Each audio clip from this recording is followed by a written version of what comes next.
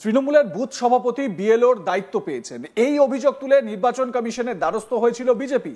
সেই অভিযোগ পেয়ে এবার সরানো হলো পূর্ব বর্ধমান জেলার কাটোয়ার কুয়ারার সেই বিএলও পুরাণচন্দ্র ঘোষকে। তৃণমূলের বুথ সভাপতি পুরাণচন্দ্র ঘোষকে 258 নম্বর বুথের বিএলও করা হয়েছে বলে অভিযোগ উঠেছিল। তাকে সরিয়ে দেওয়া হলো সেই পদ থেকে। নতুন বিএলও হলেন উদয়চন্দ্র ঘোষ। কাটোয়া 2 নম্বর ব্লকের মন্ডল সভাপতি সূর্যদেব ঘোষ জানান, এটাই তো হওয়া উচিত ছিল। তার কথায় পুরাণ ঘোষ প্রকাশ্যেই জানিয়েছেন তিনি রাজনৈতিক দলের সঙ্গে যুক্ত। প্রশাসনকে কাজে লাগিয়ে তৃণমূলের বিভিন্ন পদে থাকা লোককে বিএলও করে ভোটার তালিকায় কারচুপি করলে তা তো মানা যায় না। আমাদের অভিযোগের 4 ঘন্টার মধ্যে কাটোয়ার এসডিও ও বিডিওর উদ্যোগে তাকে পদ থেকে সরানো হয়েছে, তাতে আমরা খুশি। বিজেপি মন্ডল সভাপতি সূর্যদেব ঘোষ কি বলছেন শুনুন।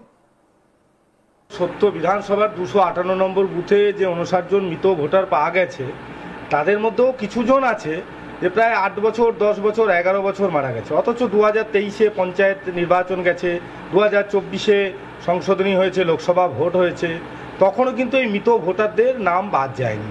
বিরোধী দলনেতা থেকে শুরু করে বিজেপির রাজ্য সভাপতি বারবার এ নিয়ে সরব হয়েছে যে তৃণমূল স্থানীয় প্রশাসনকে কাজে লাগিয়ে এবং কেন্দ্রীয় নির্বাচন কমিশনকে বুড়ো আঙুল দেখিয়ে এই তৃণমূলের কিছু নেতাকে দিয়ে তৃণমূলের কিছু পদাধিকারীকে দিয়ে এই কাজগুলো দীর্ঘদিন ধরে করিয়ে আসছে।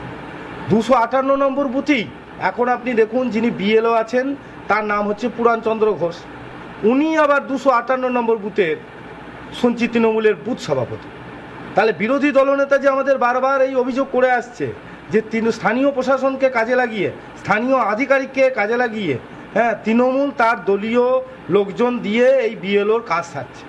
আমাদের প্রশ্ন কেন্দ্রীয় নির্বাচন কমিশনকে যে এই রকমভাবে যদি দলীয় লোকদের এই ভোটের কাজে লাগানো হয় তাহলে এতে স্বচ্ছতা কতটা থাকবে, নিরপেক্ষতাই তো বা কোথায়, এই প্রশ্ন কি উঠছে না? সকলে আপনারা যারা দেখছেন তারাই এটা বিচার করবেন যে এর স্বচ্ছতার কতটা হবে। প্রাথমিক স্কুলের শিক্ষক পুরাণচন্দ্র ঘোষ, তবে একই সঙ্গে তিনি তৃণমূলের বুথ সভাপতিও।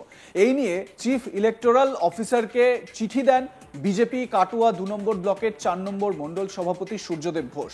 জানা গেছে মহকুমা শাসক তদন্ত শুরু করেছিলেন, তারপরেই তাকে সরিয়ে দেওয়া হয়। যদিও পুরাণচন্দ্র ঘোষের দাবি, 1 মাস ধরে দিন রাত খেটে 74% ম্যাপিং করেছি। আমার টার্গেটই ছিল স্বচ্ছতার সঙ্গে ম্যাপিংয়ের কাজ করব। তাতেই ভয় পেয়েছে বিজেপি, ভাবছে ম্যাপিং হলে তো ওদের টার্গেট সফল হবে না, ওরা তো ভোটারের নাম বাদ দিতে পারবে না। কাটোয়া 2 মহকুমায় সব থেকে বেশি ম্যাপিং করেছি আমি। এই পুরাণচন্দ্র ঘোষের সঙ্গে টেলিফোনে যোগাযোগ করেছিলাম আমরা। কি প্রতিক্রিয়া দিয়েছেন তিনি শুনুন। বুথ সভাপতি সেটা আগেই ছিলাম, ঠিক আছে। আচ্ছা, বুথ সভাপতি আগে ছিলাম। আমাকে হঠাৎ প্রশ্নটা করে আপনি বুথ সভাপতি, আমি টানে বলে ফেলেছি হ্যাঁ, বুঝেছেন ব্যাপারটা। আচ্ছা, কত সাল থেকে কত সাল পর্যন্ত ছিলেন আপনি? আমি ছিলাম বছরখানেক আগে ছিলাম। এখন আমি শিক্ষকতার কাজ করি, ঠিক আছে। এখন আমি শিক্ষকতার কাজ করি, ঠিক আছে। আমি এখন শিক্ষকতার কাজ করি, এবং আমি যথেষ্ট পরিমাণ ম্যাপিং করেছি, বুঝেছেন, ভালো ম্যাপিং করেছি, বুঝতে পেরেছেন। আচ্ছা, এই ভালো ম্যাপিংটাই ওদের খুব হয়েছে আর কি, আতঙ্কিত ওরা। কারা? আমার এই বুথে 74% ম্যাপিং অলরেডি হয়ে গেছে। আচ্ছা, এতেই ওনারা আতঙ্কিত। বিজেপি আতঙ্কিত। আচ্ছা, কিন্তু ব্যাপারটা বলুন, আমি তো পুরো আগে দল করতাম, কিন্তু শিক্ষকতা করি, এখন শিক্ষকতা করছি, আমি হেড টিচার নিয়েছি। হেড টিচার নেওয়ার পর থেকে আমি ওইসব কাজ আর কিছু করি না, বুঝেছেন। আচ্ছা, এবার আমাকে বিএলও হিসাবে অ্যাপয়েন্টমেন্ট দেওয়া হয়েছে এই 2 মাস, 10/7/2025-এ। তাহলে এবার আমাকে যখন এসে আগে সাংবাদিকরা প্রশ্ন করলো, বললাম দেখুন আমার কাছে এখন ভোটার লিস্ট নেই, তাহলে আমি এই ব্যাপারে কি বলবো বলুন তো। আমার ভোটার লিস্ট আছে বাড়িতে, আমি ছিলাম স্কুলে, তাহলে আমাকে তো যে তথ্যটা ওনারা জানতে চাইছেন তখন ভোটার লিস্টটা আমার কাছে ছিল না। মৃত ভোটারের সংখ্যা, এবার মৃত ভোটারের সংখ্যা ওনারা যেটা বলছেন সেই ভোটারে আমি এখন যাচাই করে দেখছি যে 59 হয়েছে তার মধ্যে 10 জন ওর মধ্যে মৃত ভোটার উল্লেখ আছে, তবুও নতুন করে তাকে মৃত বলে ঘোষণা করছে ওরা। আচ্ছা, কিন্তু ভোটার লিস্টে গুলো মৃত বলে উল্লেখ আছে। আচ্ছা, আপনি যদি এগুলো আমি পিডিএফ করে রেখেছি, আপনি যদি চান এই ব্যাপারে তথ্য আমি আপনাকে দিতে পারি। একদম একদম ঠিক আছে? চাইবো তো অবশ্যই। ঠিক আছে। হ্যাঁ, আপনি আর একটা কথা আপনাকে বলি, 15 জন থেকে 20 জন ভোটার এই গত 6-7 মাসে মারা গেছে। ঠিক আছে। এইবার আমি মোটামুটি 12টা কালেক্ট করে নিয়ে এসেছি, এই গত 6 মাসের মধ্যে মারা গেছে। ঠিক আছে। তাহলে ধরুন 12 জন, তাহলে 12 আর 10 জন ধরুন মৃত ভোটার লিস্ট হতে উল্লেখই আছে।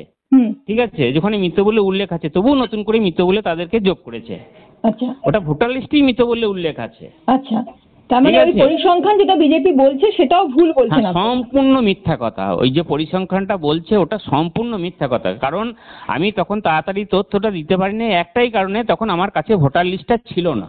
আচ্ছা, বুঝেছেন ব্যাপারটা? হ্যাঁ, এই কারণে আমি আর সবচেয়ে মেন ব্যাপারটা বলুন, আমি ওনাদেরকে বললাম যে দেখুন আমাকে তো 2 মাস দায়িত্ব দেওয়া হয়েছে। ঠিক আছে। আমার কাজে আমাকে যে আপনারা কালিমুক্ত করার চেষ্টা করলেন, আমি তারপরে আবার সন্ধ্যেবেলায় ফোন করেছিলাম এই এপি আনন্দ সাংবাদিককে। ঠিক আছে, যে আপনারা যে কালিমুক্ত করলাম, বললাম আমি আমার কাছে ভোটার লিস্ট নেই, আমাকে ভোটার লিস্টটা দিয়ে দেখতে দিন কি হয়ে আছে না আছে। ঠিক আছে।